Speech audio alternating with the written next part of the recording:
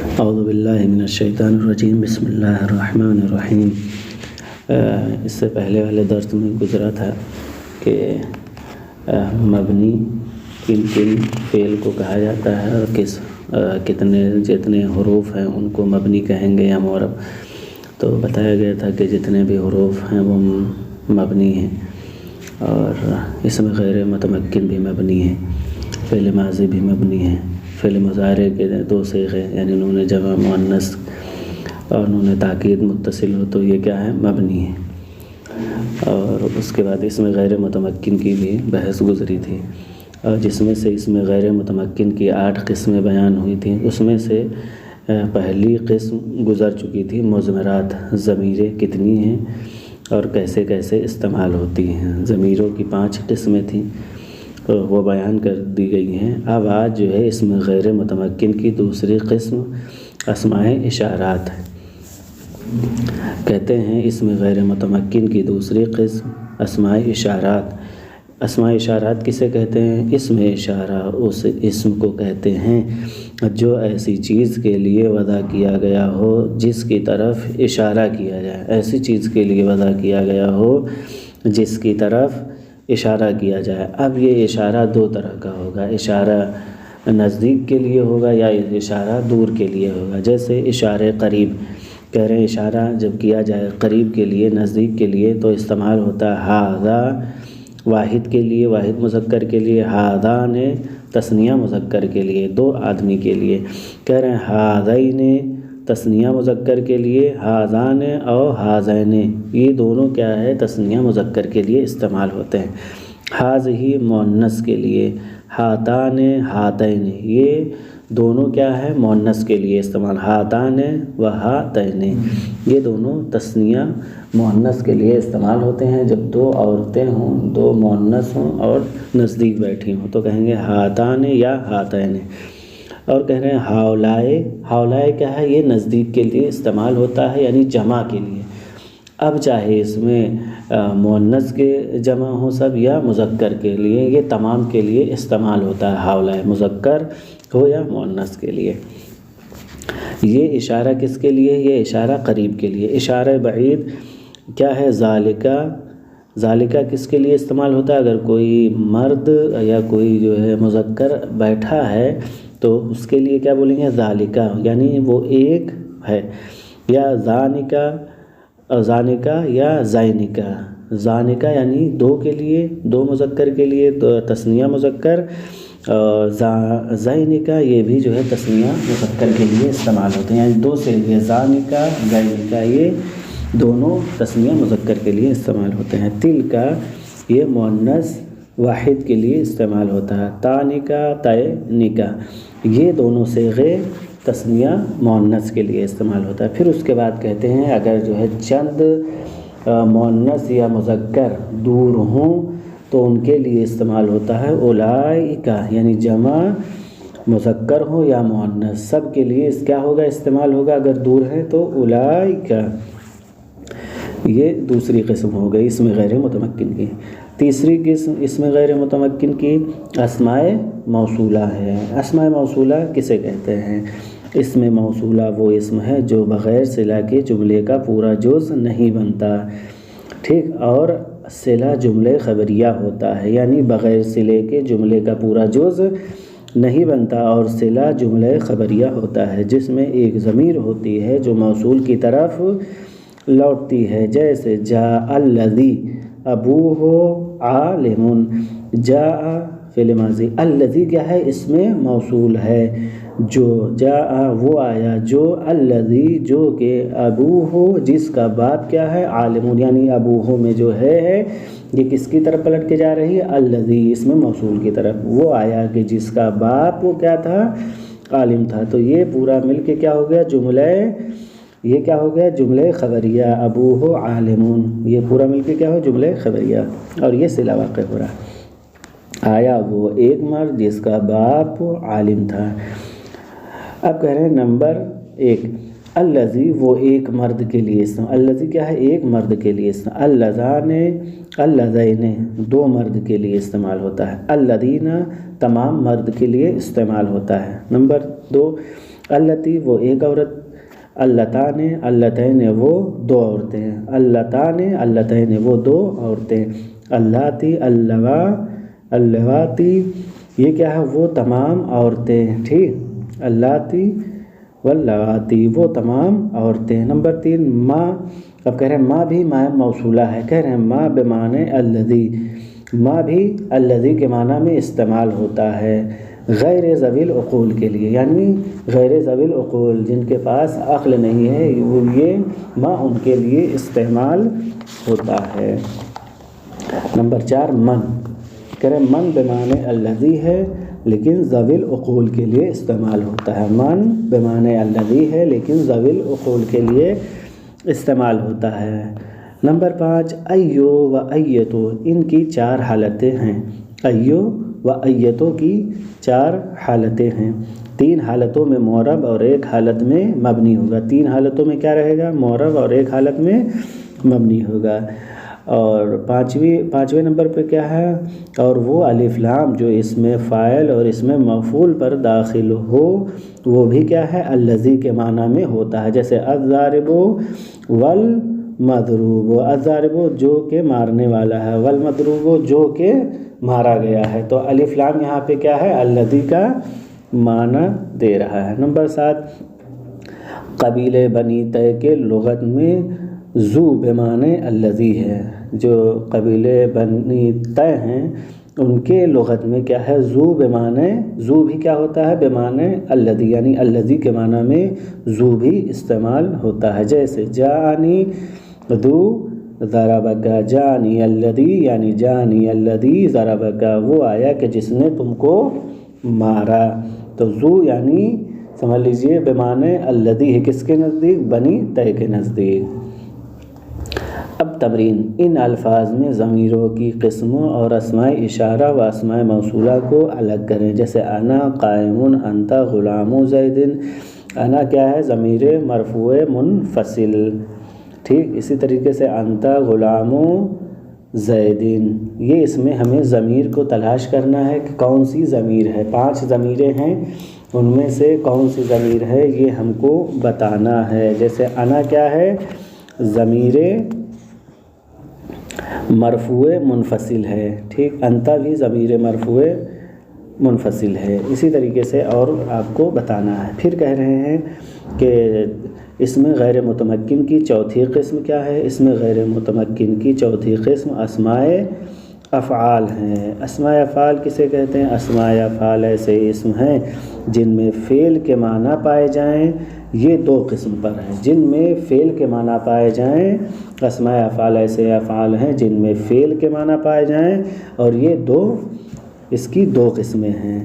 Number 1 امر حاضر کے معنی میں ہو، اسماء افعال کیا ہے امر حاضر کے معنی میں، دوسرا فعل ماضی کے معنی میں۔ اسماء موصول کیا ہے، ایک امر حاضر کے معنی میں استعمال ہوگا اور ایک فعل ماضی کے معنی میں۔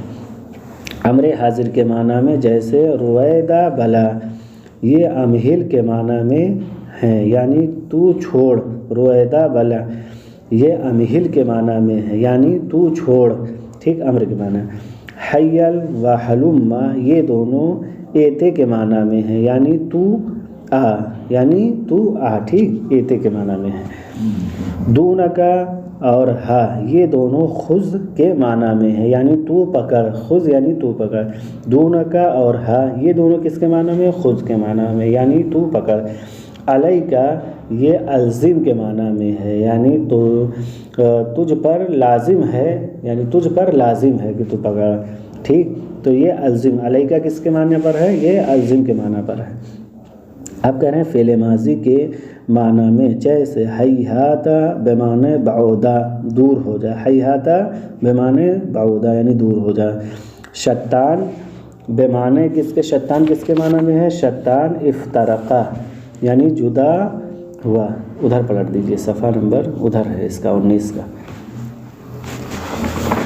یہ شتان بمعنی افترقہ یعنی جدا ہوا۔ سرعان بمعنی سرعا یعنی جلدی کر، فعل ماضی کا معنی دے رہا ہے یہ سب، سرعان وغیرہ کیا ہے بمعنی سرعا یعنی جلدی کی، اس نے جلدی کی۔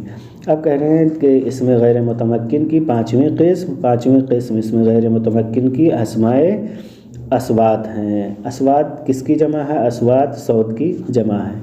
اس میں صوت ایسا اسم ہے جس سے کسی قسم کی آواز نقل ہو، جیسے اوہ او یعنی کھانسی کی آواز، اف درد کے وقت کی آواز ہے، بخن خوشی کے وقت کی آواز ہے۔ بخن کیا ہے؟ خوشی کے وقت کی آواز ہے۔ اور نخ اونٹ کو بیٹھانے کی آواز ہے۔ اور غاق کیا ہے؟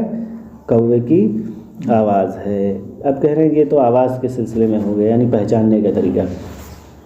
اس میں غیر متمکن کی چھٹی قسم کیا ہے؟ اسماء ظروف ہے۔ اب اسماء ظروف کسے کہتے ہیں اور ظروف کس کی جمع ہے؟ کہہ رہے ظروف ظرف کی جمع ہے۔ ظرف اس کو کہتے ہیں جس میں کوئی چیز ڈالی جائے، ظرف اس کو کہتے ہیں جس میں کوئی چیز ڈالی جائے۔ اسماء ظروف کی دو قسمیں ہیں، اسماء ظروف کی دو قسمیں ہیں، ظرف زمان یا ظرف مکان۔ کریں جو اسم وقت پر دلالت کرے اسے ظرف زمان کہتے ہیں، اور جو کسی جگہ پر دلالت کرے اسے ظرف مکان کہتے ہیں۔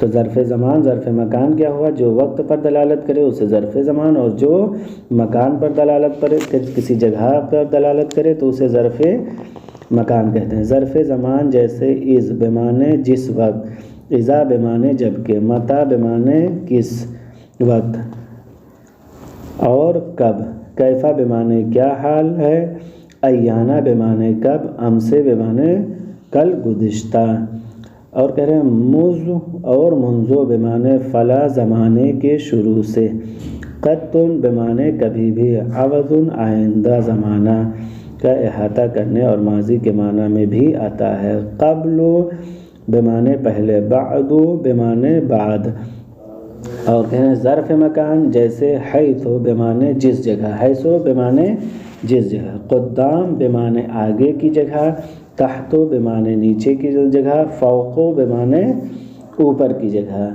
کہہ رہے ہیں یہ ظروف مبنیہ میں اس وقت یہ ظروف مبنیہ میں اس وقت شمار ہوں گے جبکہ ان کا مضاف محذوف معنوی ہو، ٹھیک کیا ہو؟ ان کا مضاف محذوف معنوی ہو، یعنی مضاف لفظوں میں موجود نہ ہو مگر نیت میں مراد ہو، جیسے للہ الامر من قبل ومن بعد۔ تقدیر عبارت یوں ہے للہ الامر من قبل الخلق ومن بعد الخلق۔ اس مثال میں مضاف نیت میں مراد ہے، یعنی الخلق دونوں جگہ کیا ہے؟ نیت میں مراد ہے، لیکن مضاف اصل میں کیا ہے؟ حذف ہے۔ کریں اس میں غیر متمکن کی ساتویں قسم اسماء کنایات ہیں۔ اسماء کنایات کسے کہتے ہیں اور کنایات کس کی جمع ہے؟ کنایات کنایہ کی جمع ہے۔ کنایہ ایسے اسم کو کہتے ہیں جو کسی شے معین پر صراحتاً دلالت نہ کرے بلکہ بطور ابہام کے دلالت کرے۔ کنایہ کبھی عدد سے ہوتا ہے اور کبھی بات چیت سے۔ عدد سے کنایہ ہو جیسے، ٹھیک عدد سے کیسے ہوتا ہے؟ جیسے کم اور کذا۔ مثال کے طور پہ کم رجل عندی، میرے پاس کتنے آدمی ہیں، اور عندی کذا و کذا رجلا، میرے پاس اتنے مرد ہیں۔ بات چیت سے کنایہ سے کہتا زیتا بمانے ایسا ایسا۔ مثال قلت زیتا و زیتا، میں نے ایسا ایسا کیا، ٹھیک میں نے ایسا ایسا کیا یا کہا، میں نے ایسا ایسا قلت ہے تو میں نے ایسا ایسا کہا، قلت زیتا و زیتا، میں نے ایسا ایسا کہا۔ پھر سمعت کیتا و کیتا، میں نے ایسا ایسا سنا، سمعت میں نے سنا، کیتا و کیتا ایسا ایسا سنا۔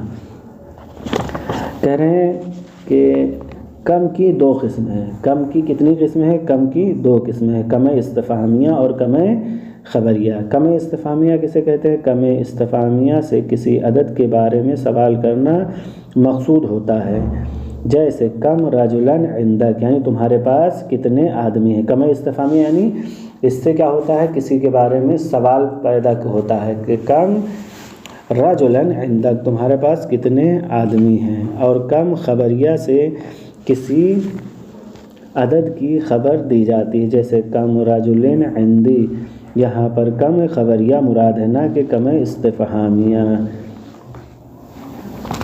اور کہہ رہے ہیں کہ آخری قسم اسم غیر متمکن کی 8ویں قسم کیا ہے؟ 8ویں قسم مرکب بنائی ہے. مرکب بنائی جیسے احد عشرہ جس کا ذکر گزر چکا ہے, اس کا احد عشرہ مرکب بنائی کا.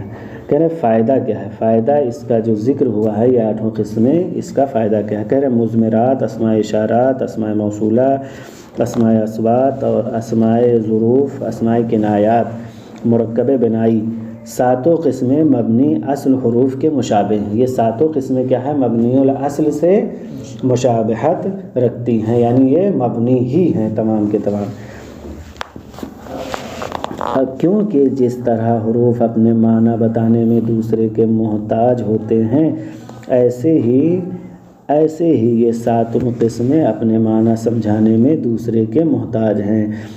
اسماء افعال بمعنی امر حاضر مشابہ ہیں. اسماء افعال جو اس میں ہے یہ بمعنی امر حاضر مشابہ ہیں امر کے, اور اسی طرح اسماء افعال بمعنی ماضی مشابہ ہیں, ماضی کے جیسا کہ گزرا ہے, اس کا جیسا گزر چکا ہے.